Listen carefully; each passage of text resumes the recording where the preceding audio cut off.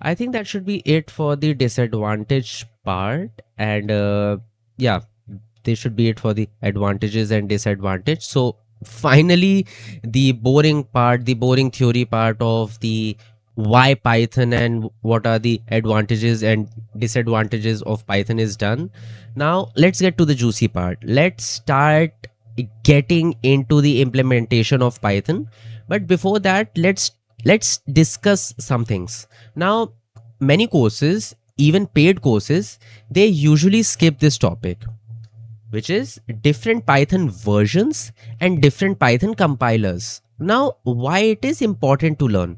So, this part is really important not only for beginners but also for seasoned programmer, as you should know how a language is working, Python in this case, on your machine. Okay, so let's start with Python versions. So Python mainly exists in two versions. So Python mainly exists in two versions, Python 2 and Python 3. Okay, so Python 2 was extremely popular for many years. Okay, even I guess in 2018 when I started, 2017 or 18 when I started coding, Python 2 was very popular. I created some amazing projects that are still on this channel that were created in Python 2.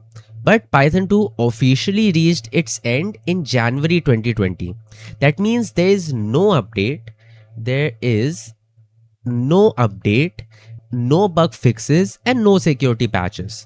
Today, Python 3 is the standard. Every modern libraries, frameworks, and tools support Python 3 only. Now, inside Python 3 or inside any Python major version, there are multiple minor versions. Like we have Python 3 as a major version, Python 3 as major version. Inside this Python 3, you'll have minor version. For example, Python 3.9 or 3.10 or 3.11, right? And the newest one as of current time is Python 3.12 and 3.13. Now, each minor version adds better speed, better security, new syntax features, and improvements in the standard libraries. These are some of the things that usually a new minor version adds.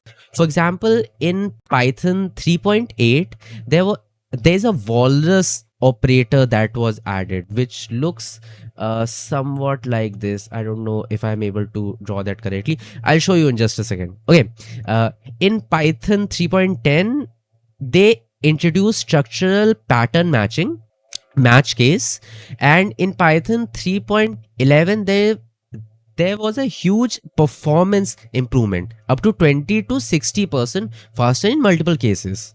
So this is how they keep improving, whether by adding better speed or by adding new features or new operators or whatever it is. Okay, so whenever you are installing Python on your system, try the most stable version of Python release. Okay, I'll just show you how to install Python, but make sure you install the latest stable version of Python. Okay, also, if you are following a course, like if you are following a YouTube video to create a project and you want a different version of Python, don't completely uninstall the current version that you have, the current latest stable version.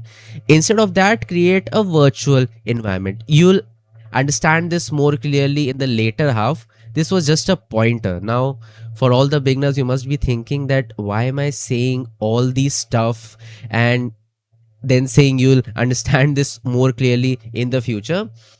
There are many things to be discussed, and when I'm teaching, I usually get these small points, so I make sure I deliver them before I forget it. These are not written anywhere. This is just from my experience. I told you in the starting, no, I will be teaching you based on how I learned this language. I learned by making mistakes. So I'm gonna tell you what are the mistakes I made. Okay. So this was Python version. Okay. Python mainly, just a quick recap. Python mainly exists in two versions, Python 2 and Python 3. Python 3, Python 2 officially reached its ends in 2020, January 2020 to be specific. Python 3 is the current industry standard, and each version, each major version has some minor versions. Each minor version gets new features, new operators, or better speed. Okay, so this was Python version. Let me quickly clear the screen so that we can work on Python implementation or different Python compilers. So let's talk about something that many paid courses, even paid courses, don't discuss: different Python implementation.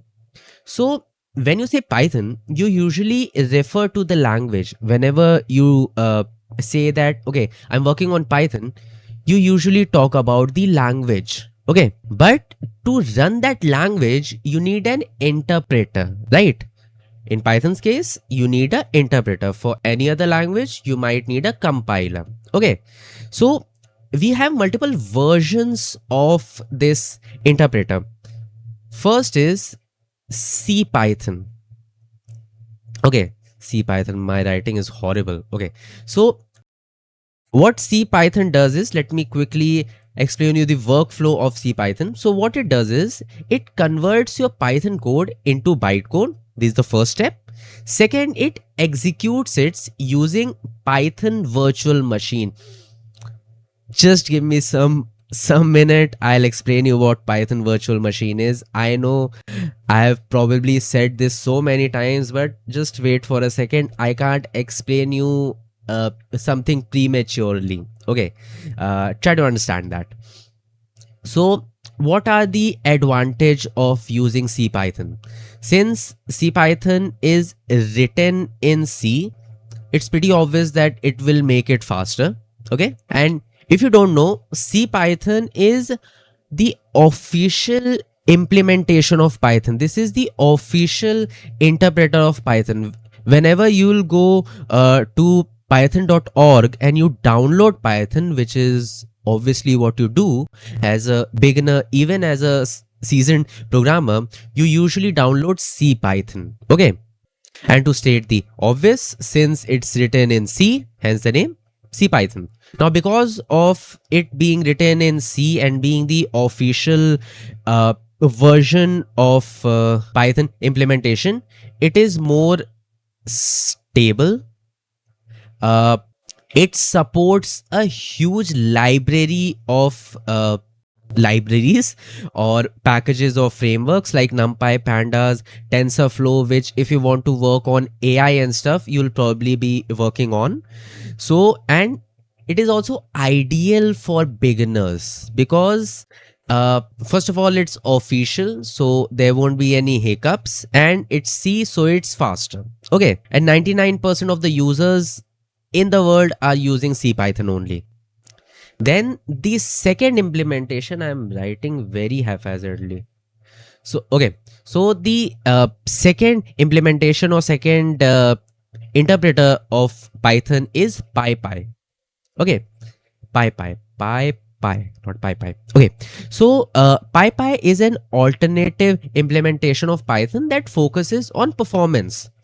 uh, Python uses something called as JIT compiler, JIT compiler, just in time compiler. Okay, instead of interpreting code line by line like CPython, it compiles frequently used part into machine code while running. This makes PyPy much faster, often 4 to 10x faster as compared to CPython. So let's quickly list down that what are the advantages of PyPy compared to other implementation. So since it's faster, it can be used in competitive programming. Okay, the only reason why Python is not considered as a language for competitive programming is that it was slower. Since we are using just-in-time compiler, it becomes faster. Once again, since it's faster, it can run heavy loops. Okay. uh, it can run algorithmic code once again because of the speed. Algorithmic code, don't mind my writing here, and CPU bound task once again because of the speed. Okay, now it has some major disadvantages.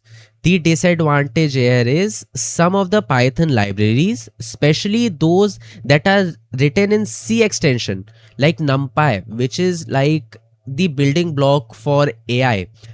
It may not run as efficiently as in cpython. Okay, but since multiple people are getting into this, since it's faster and it's better as compared to cpython, I'm not sure a bit if it's better, it's just different. So many people are starting to create libraries in that, so it is improving day by day. Okay, so if your priority is speed, switch to pypy. Okay, then we also have a very interesting implementation. First was this, second was this, third was this. Okay, so third is very interest sorry, very interesting implementation of python, jpython. So I think the name pretty much screams what it's made in the backend of. So jpython is an implementation of python written in java, and it is designed to run on JVM, Java Virtual Machine. And one of its major advantage is that you can import and use Java libraries directly into Python. I'll just display one of the example for you on the screen. And this makes this interpreter really strong and really effective for the fields where Java is dominant. Okay, you may not know, but Java is very dominant in multiple fields. Now, because of this, there are some big disadvantages of JPython also, which you might have even guessed before me saying. It only supports Python up to Python 2.7. Okay, up to up till now. If people have worked and created for the later version, you can uh, update in the comment section, but until now only python 2.7 is compatible, and it doesn't support c python specific modules, and it's slower in deployment updates. Okay, so this was jpython, and it may not be popular as cpython or pypy. cpython is probably the industry standard, and pypy is also getting pretty popular for specific use case like competitive programming and algorithmic code. But jpython also has its niche audience where java is dominant. This is where jpython shines. Okay, now, why was this topic important? Now, this topic will help you understand what actually runs behind the scene and which interpreter is best for your needs. Okay, what most courses do is they quickly tell you, okay, this is the advantages, this is the disadvantage, blah blah blah, install the python, start working on this. But they don't tell you that you should even install the interpreter based on your needs. I've been saying it from the very starting. You have to use a language and everything based on your needs. Okay, so I guess we are done with the python implementation and python versions. Let's move to the next topic.